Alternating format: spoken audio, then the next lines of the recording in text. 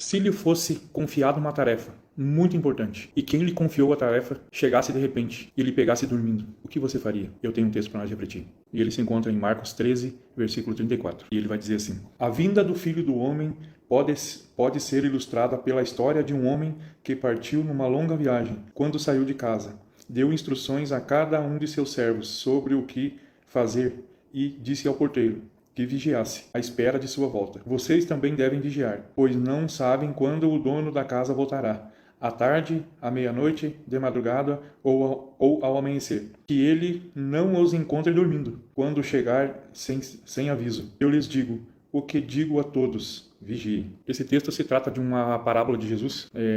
Ele ilustra essa viagem e a gente pode entender aqui. Não quero me estender muito aqui, quero ser bem rápido, mas esse texto aí me pegou. Eu estava refletindo sobre ele, porque muitas vezes a gente se pega, porque esse texto aqui se trata de Jesus, né?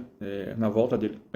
Quando ele voltar e não pegar os servos ali que está falando é nós cristãos, né? E pode-se entender ali que o porteiro ali, muitos estudos se entende que é o pastor da igreja, o líder, né, da igreja, né? Mas ele se refere a nós também, né, como, né, para a gente ter essa convicção que nós temos que vigiar. E muitas vezes eu me peguei pensando nisso. Muitas vezes a gente está dormindo espiritualmente. Isso, sabe, até emociona um pouco de falar, porque pega muita gente e é em muitas situações que pega a gente. Muitas vezes a gente pega um celular. Hoje em dia, né, é a era da informática, na era do celular, dos entretenimentos, né? Muitas vezes tu pega um celular ali quando tu nem vê. Tu passa ali para passar umas 2 horas ali rodando o feed, é muito fácil. E essas 2 horas, muitas vezes a gente perde de fazer uma oração, de tá meditando na palavra, tá? E eu falo isso por mim, que essa palavra fala comigo, fala muito comigo, né? E então isso eu peguei muito isso aí para mim também. E claro, a gente vê muitas vezes, sabe, irmãos, às vezes, que estão na igreja, mas às vezes não estão ali, sabe? O coração deles está fora, tá nos problemas e tá no, sabe?